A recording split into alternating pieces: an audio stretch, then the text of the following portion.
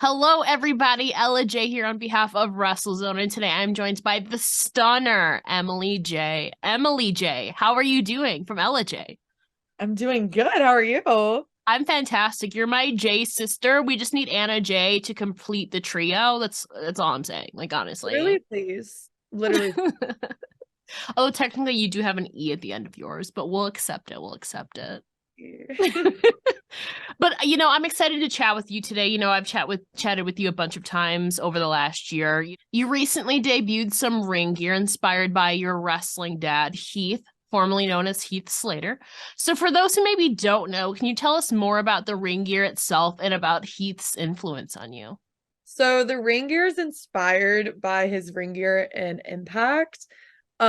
Heath has been there for me for the past, I think, like 10 years, almost 10 years. He's known me since I was 12. Yeah. He's seen me grown up from behind the barricade to transitioning into a wrestler. He is literally my number one supporter and is always there for me when I literally need absolutely anything. I could text him at 2 in the morning about a match and he's like, okay, I'm here. Like, what's wrong? But he is literally the best wrestling dad I could ever like ask for. And I truly would not be where I am without him. I know. And, he's been one who's supported you even before, like, you became a wrestler and all of that. So it's pretty cool. Not a lot of people get to say that, like, even before, they make it in wrestling, they have someone as prominent as Heath, kind of backing you.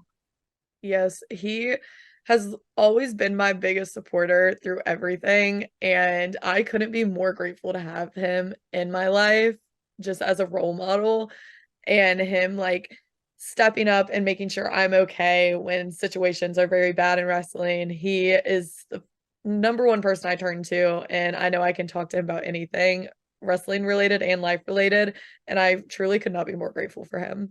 Yeah, so with him, he's been, it has to be at least about 20 years at this point for him. It's probably something close to that. Do you recall any memorable conversation or kind of string of advice or wisdom that he's given you that has stuck with you? Yes. Okay. Every single time I do a match, he's like, how many bumps you take?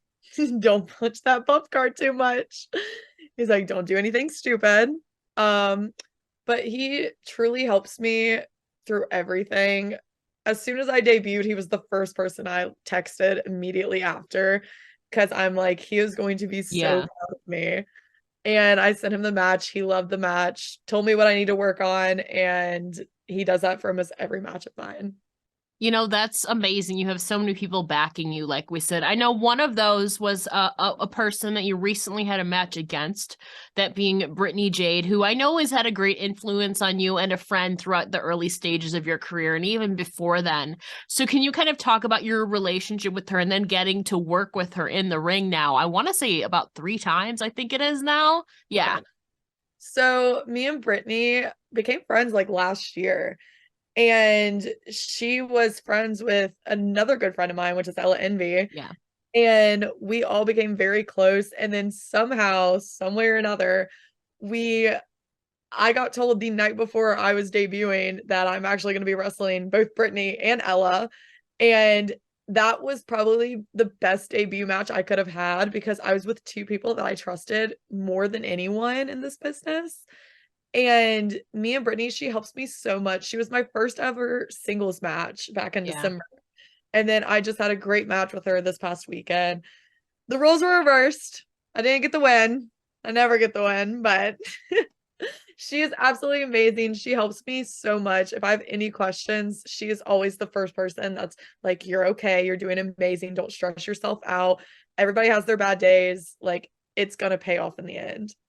Now, like you said, the roles were kind of reversed in this go around. You've primarily been working as a baby face, I think is safe to say. So you were forced to push yourself outside your comfort zone and kind of explore new territory as a heel. So kind of what did your prep work look like going into that or during it, your approach to being a heel, which is kind of new territory for you?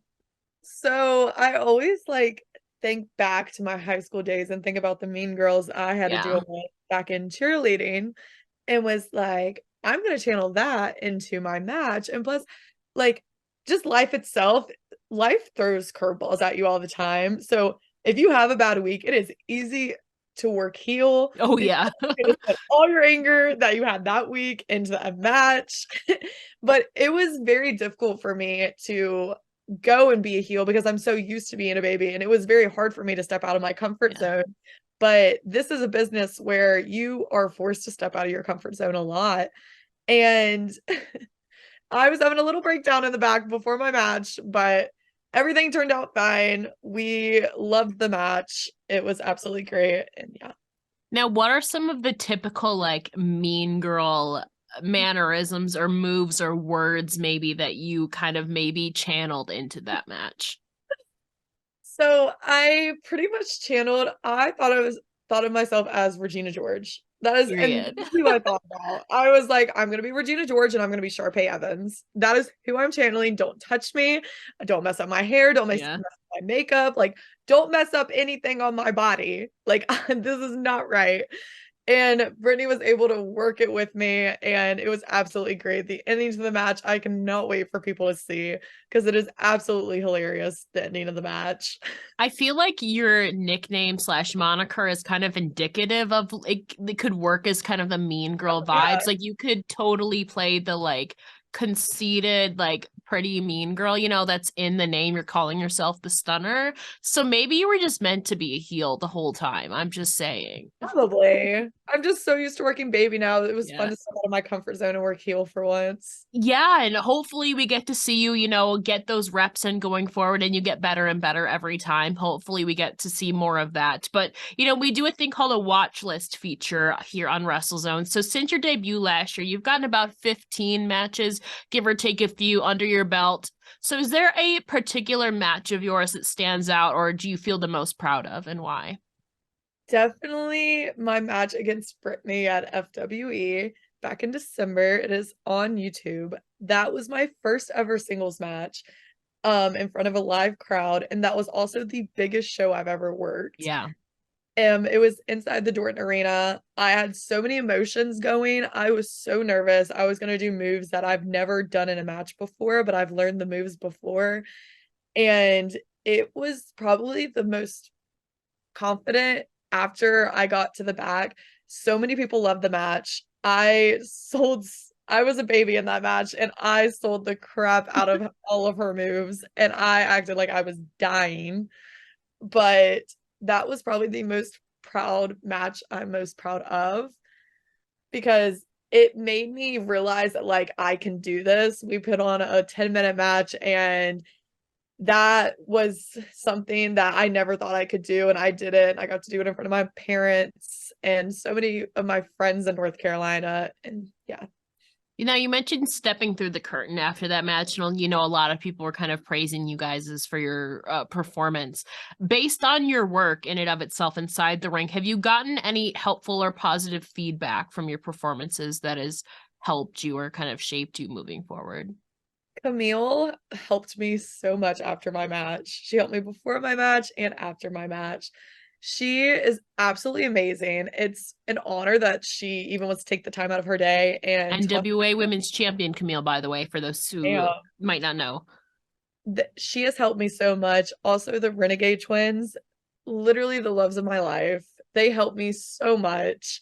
When I was stressing about my matches at Ladies Night Out back in February, they were calming me down, saying, like, it's okay. You're going to be okay. Don't stress. Don't overthink too much. Just go out there and show everybody that you are the stunner. You are that girl. And I feel like too, you've also gone to a lot of conventions and shows where you've seen and met a bunch of seasoned veterans and well-established talents. So I'm curious, we talked about Heath earlier, he was kind of keeping count of the bumps you're taking, he's saying don't take too many, but kind of any throughout those scenarios, whether it's at a convention or a show, have you been able to pick anyone's brain for any advice and who was it and what did they teach you? I think Dax Harwood. Yeah. Dax Harwood was so fun to pick his brain. We ended up being on the same flight back home from Icons in Philly, and I picked his brain in the airport. I was like, I need help. I want you to critique everything. But he is absolutely amazing. He helped me. He still messages me about my matches to make sure like I'm doing good. everything's all right. He wants to keep up with me, which is something that is so like heartwarming to me, saying he is one of the best wrestlers in this industry and he wants to take the time out of his day and help me when I'm just starting out. That truly means more than anything. What is one facet or line or critique that Dax has given you that still kind of rings in the back of your mind? Never stop selling. Never stop. If you get to the curtain, keep selling. Keep selling till you are completely in the back. You know, sometimes, yeah, sometimes we see a little bit of character breaks because wrestling is always improv, you know, some things are unpredictable. Has there been a move so far that you have like maybe not hurt to sell, but you felt really confident and proud that you sold? Code breakers. Those are always fun. I sell my code breakers. I don't stand with them. I go down with them. I will sell it like I just died. My As you should. favorite move to ever take. Those are like, I don't know how to explain it. I enjoy seeing those. It's like a mix of like high flying, but it also like you're going, I don't know how to explain it. Down. That's one of my favorite moves to It was see. very vicious. It Very does. It vicious. does. I need to go and find a clip of you taking a code breaker. I just want to see one. I got you. Don't worry. Got you. Like we said before, you keep yourself very busy with wrestling, especially on your weekends. So, throughout those bookings at shows and conventions, can you tell us about a memorable or positive fan interaction that you've had? Oh gosh. I think that I was at a show in New Jersey and someone came up to me and they're like, "We have been following you since 2016 and it is crazy to see how far you have came." And that flow I wanted that made me realize like why I do this. Like I have people that have supported me when I was just a fan and I you, it's literally you. I have Not people the that fan she's talking about, but just yeah. in general, that general scope. Yeah. But he full on made my day. He also brought me a white monster, which Yeah. made my entire trip. I love white monsters. And hearing a fan tell me that they have supported me since 2016, being a Yeah. fan of all my favorite wrestlers, and then seeing me transition to a wrestler is absolutely wild to me that I'm still doing this. And I can't wait to see what the future holds. Now, obviously, I know White Monsters is basically your favorite like energy drink, but when you are on the road, you know, I feel like, you know, I don't know if you'd like stop at gas stations and stuff. Do you have any like road food that you like highly enjoy? Probably Uncrustables and grapes. What kind of grapes? I stop at Sheets, so they always have the red grape or the purple grapes. They're Okay. Okay. same thing. Yeah, no, I know. The Concord grapes, I think, is what they're called. Don't ask me technical. I just grab it and go. It's okay. I don't expect you to be a fruit connoisseur. Sorry. It's okay. That's actually funny because I didn't plan this because, you know, obviously there's purple grapes, there's red grapes, there's also green grapes. You're still very in your green stage of professional. Like I said, I didn't plan this, but you're still in kind of your green stage of professional wrestling. So what would you say are some of the biggest challenges that you have faced so far? You know, in-ring work is obviously, you know, the physical toll, but there's also like social media and marketing. There's so much into this.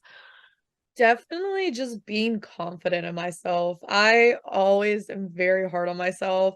I think that every match I do, I go out there and botch it. Like I literally think, oh my God, that's the worst match. I just embarrassed myself in front of so many people. And then I watch it back and I'm like, that wasn't bad at all. Like, why am I so Mhm. hard on myself? And like I just need to be more confident in myself because I'm just gonna continue to tell myself that like I was born for this. I'm gonna prove everybody wrong. I'm gonna make my younger self proud. And if 2016 Emily could see me now, she would not be able to believe where I am in life. And yeah, I know it's crazy. I think I've known you since 26. I think it was 2016 yep. is what it was. Yeah. Good times. You know, you were talking about kind of struggling with your confidence. So I'm going to make you say something nice about yourself. In what ways do you think you've grown as a performer, as a person since diving into wrestling? Oh gosh, I'm never confident in myself. So That's a one lie. nice thing, one nice thing about me, like about myself that I've grown in wrestling is probably selling. I've learned how to sell certain moves and be able to talk in the ring better throughout the past couple months, Mhm. and I'm super proud of myself for that. Because when I first started, I didn't wanna talk. Like, don't tell me to say anything, I will literally just go in there and wrestle. Mhm. I'm not gonna talk, I'm not gonna do anything. But now I'm more confident, and I'm like, "Okay, like, I can talk. It's okay if I mess up, they won't realize it." You know, you're talking right now, so that's kind of practice. Yeah. It is. But, you know, I feel like a lot of people, you know, in wrestling, because wrestling's so unpredictable, people talk about having a plan B. You have a shoot job, so you kind of already have a built-in kind of plan B right now. But if you weren't wrestling right now, what would you envision yourself doing, do you think? If it God. was like ideal and like not, if it was up to you, like what would your ideal kind of vision look like? I would probably go back to cosmetology school and do hair, nails, and all that good stuff. Then I you would can do it actually on yourself. exactly. I would actually probably be a lash tech. I stay getting my lashes done, and they make good money, so I would definitely be a lash tech. Oh, interesting.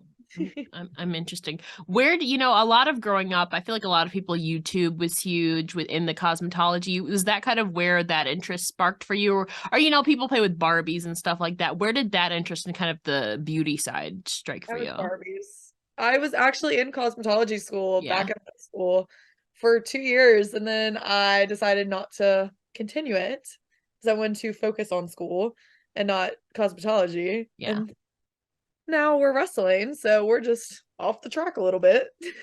You know, track changes all the time. You know, they take you, it's like a roller coaster, you know, but it's on the track. You know, life is just like that. It diverts you down one path. So there's nothing wrong with that.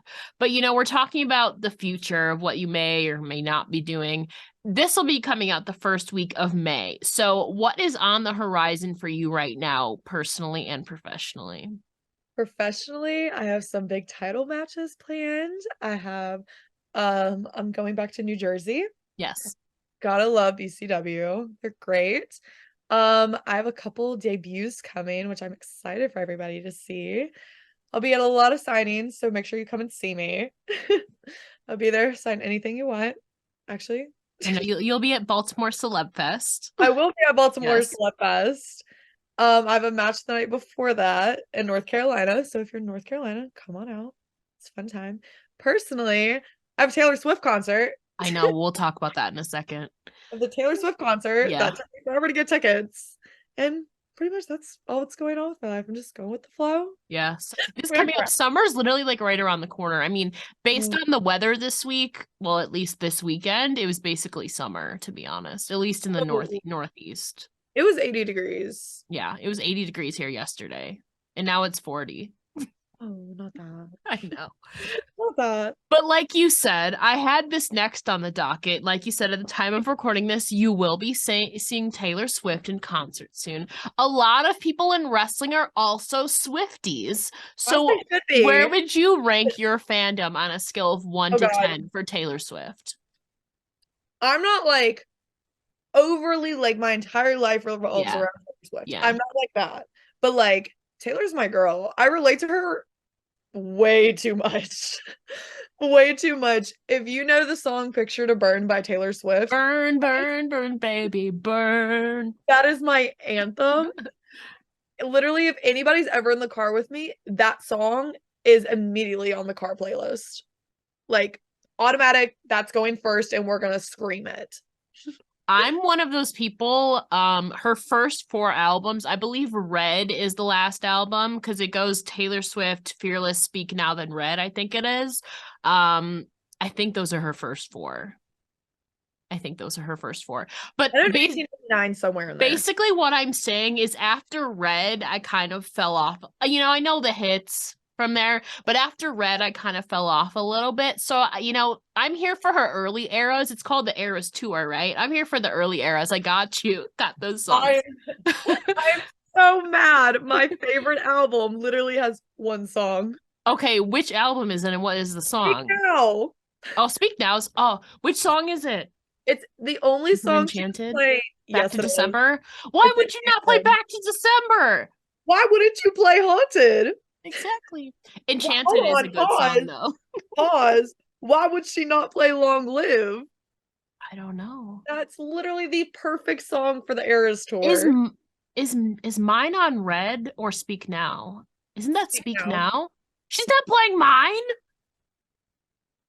She does her I have to little look up her surprise set songs. list. I don't know. Her surprise songs this past weekend, she did play Speak Now and Mean. So I was like, Oh, Mean, yeah. but she only plays her surprise song. Mean is from Fearless. Mean is Yeah. not from I Fearless. thought it was. No, Mean is from Speak Now. Oh, okay. I can't remember now. I know the Speak Now album by heart. Enchanted is so good though. Please don't be in love with Oh, someone. I pray for anybody that is beside me at this concert because I will be hysterically crying. I'm going to be in Atlanta, Georgia, nearly I crying. know. I'm so sorry to anybody that sees me there. Now, of the songs that you saw, you clearly looked at her set list. What songs or eras are you most looking forward to hearing? I'm excited for the Midnight's era because she's never performed it. Number Yeah. one. Yeah. But I'm excited for Speak Now, even though there's one song, because that is That's my favorite. criminal. It really is. I was so upset. And the only reason I know that is because my friend sent me the set list. I went, Yeah. you're joking. But I'm definitely excited to hear All Too Well, the 10-minute version live, because I will be emotionally unstable at that point. Like, I will definitely record myself during that Crying. and just randomly post it. Like, I'm not gonna be okay. Oh, I expect your IG story to be popping. Oh, it better. It will. It's Taylor Swift or TikTok. I somehow ended up on Taylor Swift era's TikTok.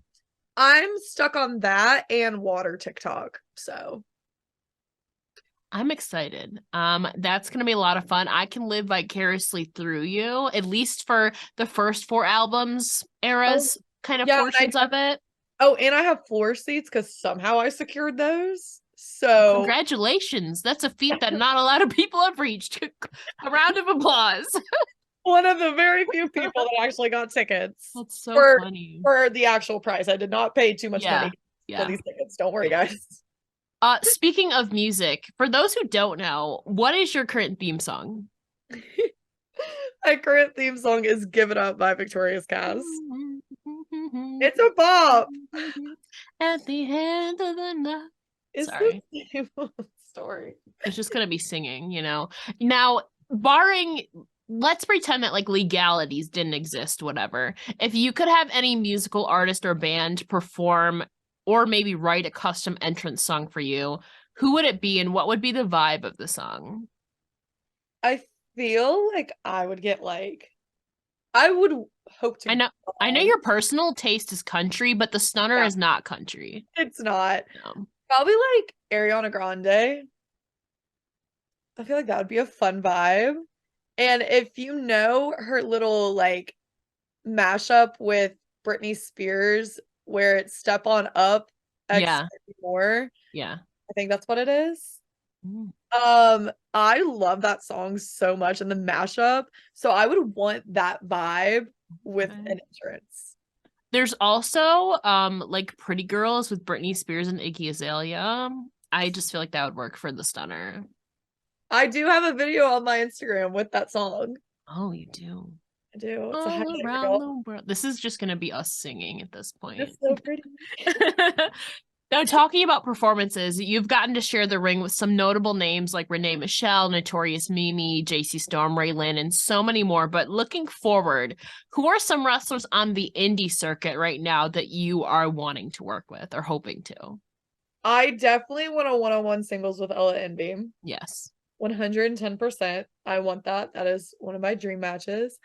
Shazza McKenzie. Oh, I love her. I And you have love a common connection. Yeah, we have so much in I common. know.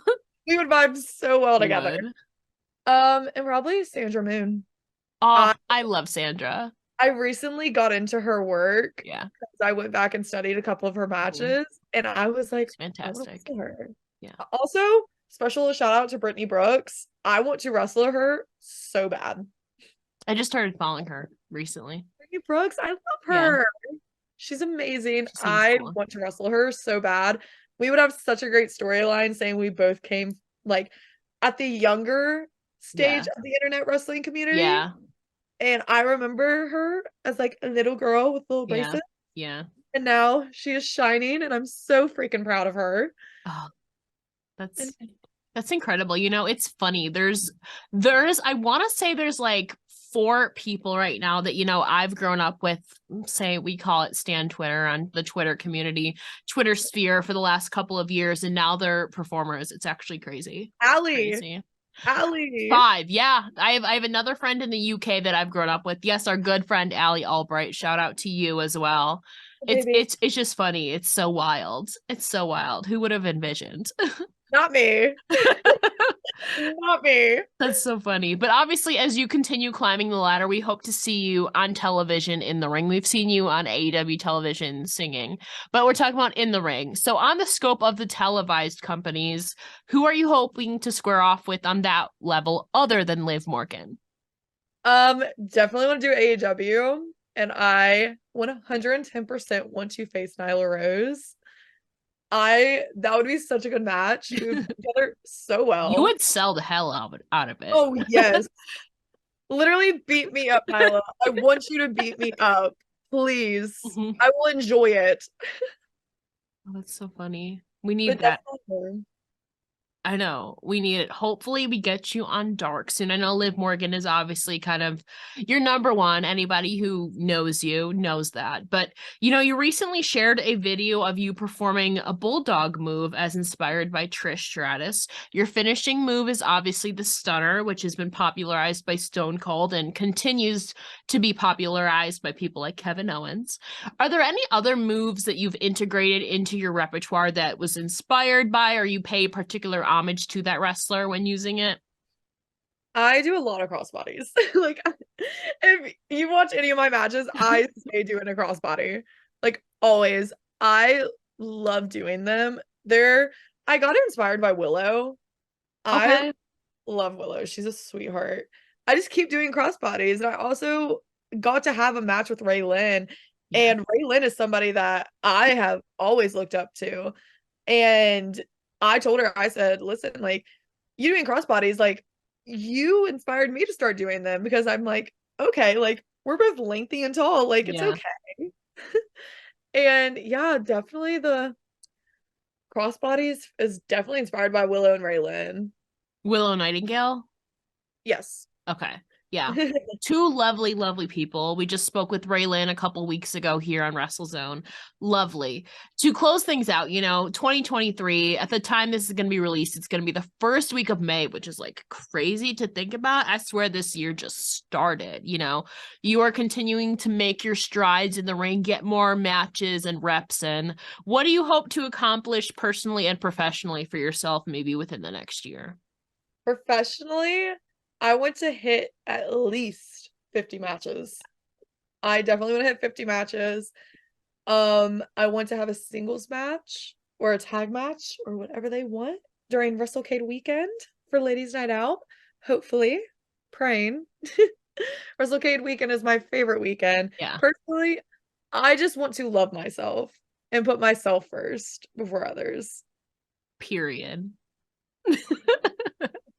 I feel like that's so relatable, especially to like your audience. You know, you're still really young. I say that as if I'm not that much older than you, but you're still like, you know, you're still really young and finding yourself, especially at the age you're at right now. It just even in general, it takes a long time. But and recognizing that is a big step, you know. We're all still on our own journey, but you kind of being vulnerable about that, you know, I feel like opens makes people more relatable too, you know. That's what people look up to you. So Oh, don't make me cry. that's my job. No, not really. I'm not. Uh, I'm kidding. damn. I'm kidding. Before I let you go, can you please tell the listeners where they can find you on your social medias? You can find me cut that. Okay. You can find me at Emily J Pro on all social media platforms. With an E at the end, by the way. E after the J. I know. She didn't want to be like me, so she made it Emily J with an E at the end. So sorry. Seriously though, we need a photo with me, you, and Anna J. Please. I have a photo with each of you separately, but not all together. Next time Philly next year. That's true. Philly next year. Anna J, we're shouting you out. We need this J prophecy to be fulfilled all together. Jeez, we need the iconic trio. I know. Emily, thank you so much for joining me here today. It's been an absolute pleasure as always. Thank you so much.